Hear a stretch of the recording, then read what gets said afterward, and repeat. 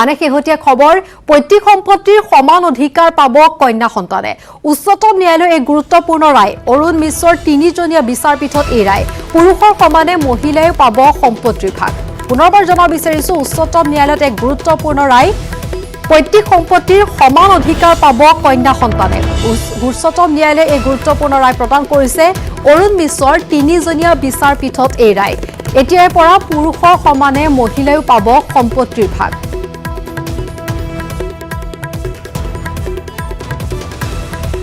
আৰফালে অসমত আইএলপিক লৈ উচ্চতম ন্যায়ালয়ত এক গুৰুত্বপূৰ্ণ শুনানি অসমৰ সংগঠনে কৰা আবেদনৰ শুনানি গ্ৰহণ সৰ্বোচ্চ ন্যায়ালয়ৰ কেন্দ্ৰক 2 সপ্তাহৰ ভিতৰত উত্তৰ দিবলৈ নিৰ্দেশ উচ্চতম ন্যায়ালয়ৰ অসমৰ পৰা ইনাৰ লাইন পাৰ্মিট প্ৰত্যাহাৰ কৰাৰ কেন্দ্ৰীয় চৰকাৰৰ 11 ডিচেম্বৰ নিৰ্দেশক প্ৰত্যাহ্বান জনাই অসম জাতীয়তাবাদী যুৱ ছাত্ৰ পৰিষদ আৰু সদৌ তাইহোম ছাত্ৰ সন্থাই কৰা আবেদনৰ আজি উচ্চতম ন্যায়ালয়ে শুনানি গ্ৰহণ কৰে দেশৰ মুখ্য ন্যায়াধীশ শাৰদ অৰবিন্দ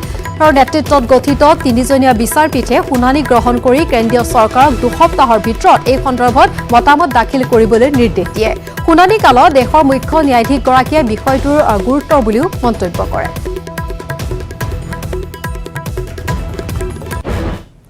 আৰু খবৰ এবাৰ কৰোনাৰ শেহতীয়া ভাৰতত দৈনিক বৃদ্ধি হৈছে কৰোনা আক্ৰান্ত সংখ্যা 22,68,675 জনলৈ বৃদ্ধি হৈছে কৰোনা আক্ৰান্ত 24 ঘণ্টাত 53,597 জন কৰোনাত আক্ৰান্ত হৈছে বৰ্তমানলৈ কৰোনাৰ প্ৰাণ ললে 45,257 জনৰ এদিনতে কৰোনাত মৃত্যু হৈছে 871 জনৰ চিকিৎসাধীন হৈ আছে 6,39,929 জন কৰোনাৰ পৰা আৰোগ্য হৈছে 15,83,489 জন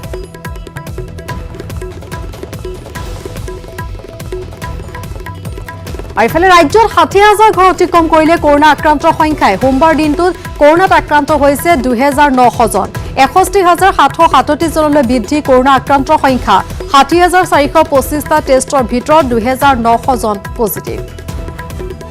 গুৱাহাটী 382 কামৰূপত 294 ডিব্ৰুগড়ত 250 নগাঁৱত 200 জন আক্ৰান্ত হৈছে 42,325 গৰাকী লোক আৰোগ্য হোৱাৰ বিপৰীতে চিকিৎসাধীন হৈ আছে 19,258 গৰাকী আৰু ইফালে কৰোনাত আক্ৰান্ত হৈ ৰাজ্যত প্ৰাণ গৈছে 151 গৰাকী লোকৰ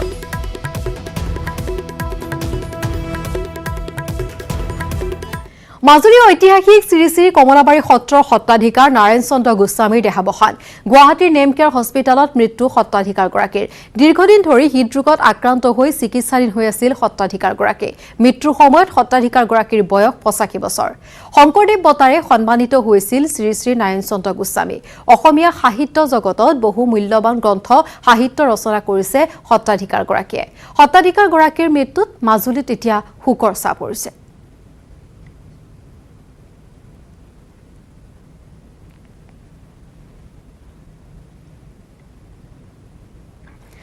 প্ৰথমবাৰ বাবে কেবিনেট মন্ত্ৰী অতুল বৰাক তীব্ৰ সমালোচনা কাজিৰঙাৰ ৰজা খ্যাত প্ৰাক্তন বিধায়ক জিতেন গগৈ বৰ্তমানো সমষ্টিৰ স্থিতি থকা জিতেন গগৈ ইতিমধ্যে আৰম্ভ কৰিছে নিৰ্বাচনী কুচকাৱাজ একেৰাহে দুবাৰকৈ নিৰ্দলীয় বিধায়ক হিচাপে জয়লাভ কৰা জিতেন গগৈয়ে 2021 নিৰ্বাচনৰ বাবে সাজু হৈছে গগৈ সমষ্টিটোৰ বান অধ্যুষিত এলেকাত 100খন হাত নাও বিতৰণৰ কাম আৰম্ভ কৰিছে ইতিমধ্যে 7খন নাও বানাক্ৰান্ত লোকক প্ৰদান কৰিছে বৰ্তমান বিধায়ক তথা মন্ত্ৰী অতুল বৰাই সমষ্টিবাসীৰ প্ৰত্যাশা পূৰণৰ চূড়ান্ত ব্যৰ্থ হোৱাৰ অভিযোগ কৰি জিতেন গগৈয়ে 10 কোটি টকা ব্যয় সাপেক্ষে নিৰ্মীয়মান বোকাখাত ষ্টেডিয়াম নিৰ্মাণত ব্যাপক অনিয়ম হোৱাৰ অভিযোগ কৰে কৃষিমন্ত্ৰী হিচাপেও চূড়ান্ত ব্যৰ্থ বুলি কয় জিতেন গগৈ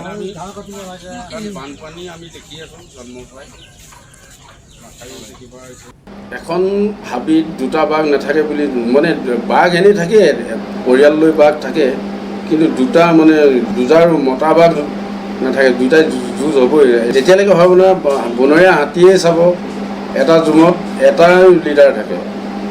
বাঘৰো তেনেকুৱা বিভিন্ন ক্ষেত্ৰত গতিকে আমাৰ ইয়াতো ঠিক মই ৰেফাৰেঞ্চত আনি পেলাই কৈছোঁ যে ইয়াত এতিয়া অতুল বৰা আছে নিৰ্বাচনৰ জৰিয়তে মই ওলাই আহিম জনসাধাৰণে যদি মোক নিৰ্বাচনত নিৰ্বাচিত কৰে তেতিয়াহ'লে বৰ্তমানৰ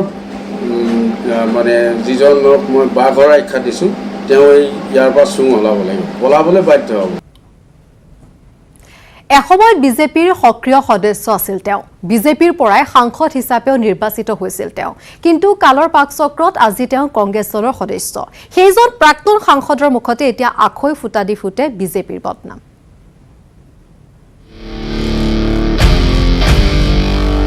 লখিমপুৰত আৰপি শৰ্মাৰ বিস্ফোৰণ কংগ্ৰেছৰ প্ৰচাৰত উভতি ধৰিলে বিজেপি হিমন্তক চেলেঞ্জ জুবিন গাৰ্গক ক্লিন চিট শোণিতপুৰৰ ঘটনাত বিজেপি জড়িত থকাৰ অভিযোগ লখিমপুৰত কংগ্ৰেছীয় দলীয় কাৰ্যসূচীত অংশ লৈ প্ৰাক্তন সাংসদ আৰপি শৰ্মাই আৰএছএছক সাধুবাদ দিয়াৰ বিপৰীতে উভতি ধৰিলে বিজেপি আৰপি শৰ্মাৰ মতে আৰএছএছে হিন্দু মুছলিম নিশিকায় কিন্তু বিজেপিৰ স্থিতি বিপৰীত কেঁচা হিন্দুজিম কৰা বিজেপিয়ে ধৰ্মৰ নামত দেশখনক ভাগ ভাগ কৰাৰ অভিযোগ আৰপি শৰ্মাৰ এইটো কেঁচা হিন্দুজিম হয় it is not the pure Hinduism Hinduism is সনাতন ধৰ্ম তাত হিন্দু আছে মুছলমানো আছে শিখো আছে ইছাইও আছে বৌদ্ধ জৈন সব আছে আৰু ট্ৰাইবেলিজম যোনটো ট্ৰাইবেল ধৰ্ম জনজাতি ধৰ্ম যোনটো বাথৌ পূজা ধৰক ডিমাৰাজী পূজা এইবিলাক সব আছে সনাতন ধৰ্ম বিজেপিয়ে তাৰ পৰা কাটি মেলি আহি টুকুৰা টুকুৰি কৰি যদি ইয়াত চুকত থৈ দিয়ে আৰ এছ এছে কিন্তু কোনোদিন আমাক হিন্দু মুছলমান শিকোৱা নাছিলে তাহানিৰ আৰ এছ এছ আজি নাজানো 16 বছৰ থাকিলোঁ বিৰোধীক 100 গলেৰে থকা সৰকা কৰিম বুলি কোৱা হিমন্ত বিশ্বক খেলুৱৈয়ে নহয় বুলিলে আৰপি শৰ্মাই ৰাজনীতিত গোল কেনেকৈ দিয়ে সেয়া হেনো আৰপি শৰ্মাই শিকাই দিব হিমন্ত সব গোল ফেল হৈ আছে কিয় খেলুৱৈয়ে দিব লাগে গোল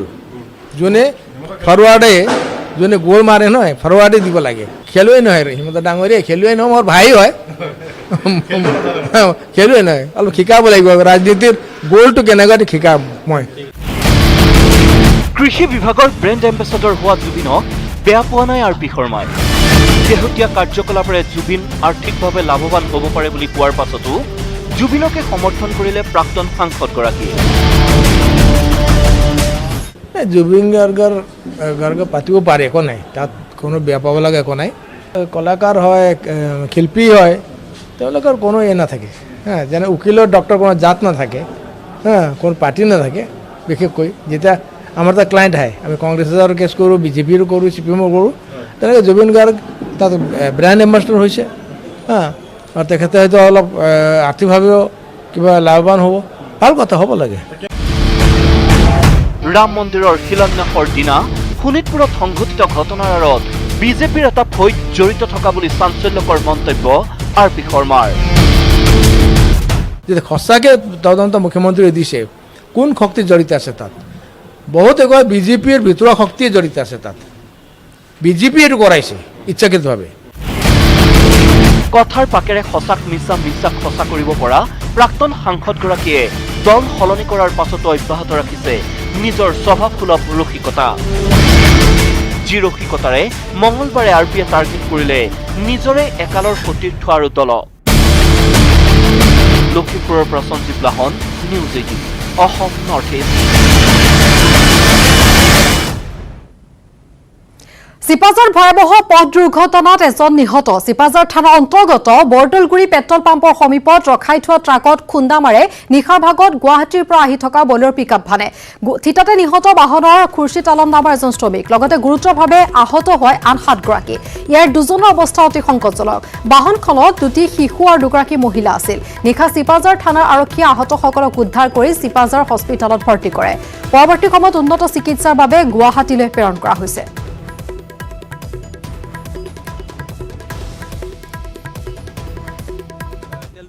সন্মুখত মানে সৰু মানে ঠেক জেগা আছিলে সেই ঠেক জেগাত এটা টেলাৰ মানে ৰখি থোৱা আছিলে সেই টেলাৰটোত মানে আমাৰ গুৱাহাটীৰ পৰা 8জনীয়া এটা মানে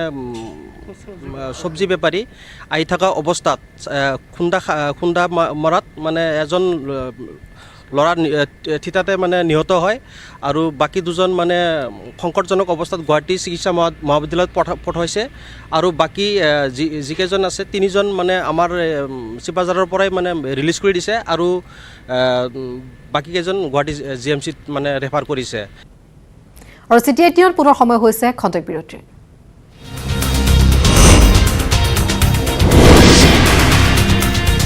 খেলা নেখেলা বিষয়টো ব্যক্তিগতভাৱে আমি কিছুদিন অপেক্ষা কৰিব লাগিব। সদৌ ছাত্ৰ সন্থাৰ পাছত অসম জাতীয়তাবাদী যুৱ ছাত্ৰ পৰিষদেও বিকল্প ৰাজনৈতিক দলৰ পোষকতা কৰাৰ সিদ্ধান্তৰ পাছত এই মন্তব্য অসম জাতীয়তাবাদী যুৱ ছাত্ৰ পৰিষদৰ সভাপতি পলাশ চাংমাই। উল্লেখ কৰিব পাৰি যে দেওবাৰে কাজিৰঙাৰ কহৰাত অসম জাতীয়তাবাদী যুৱ ছাত্ৰ পৰিষদৰ এখন গুৰুত্বপূৰ্ণ কাৰ্যনিৰ্বাহক সভা অনুষ্ঠিত হয়। সভাত অসমৰ ৰাজনৈতিক ভৱিষ্যতক লৈ আলোচনা কৰা হয়। অসমৰ ৰাজনৈতিক ভৱিষ্যত সুৰক্ষিত কৰিবলৈ ৰাষ্ট্ৰীয় ৰাজনৈতিক শক্তি বিজেপি, কংগ্ৰেছ, AIDF-ক প্ৰতিহত কৰি আঞ্চলিক ৰাজনৈতিক শক্তি সুদৃঢ় কৰিব লাগে বুলি মন্তব্য কৰে পলাশ চাংমাই।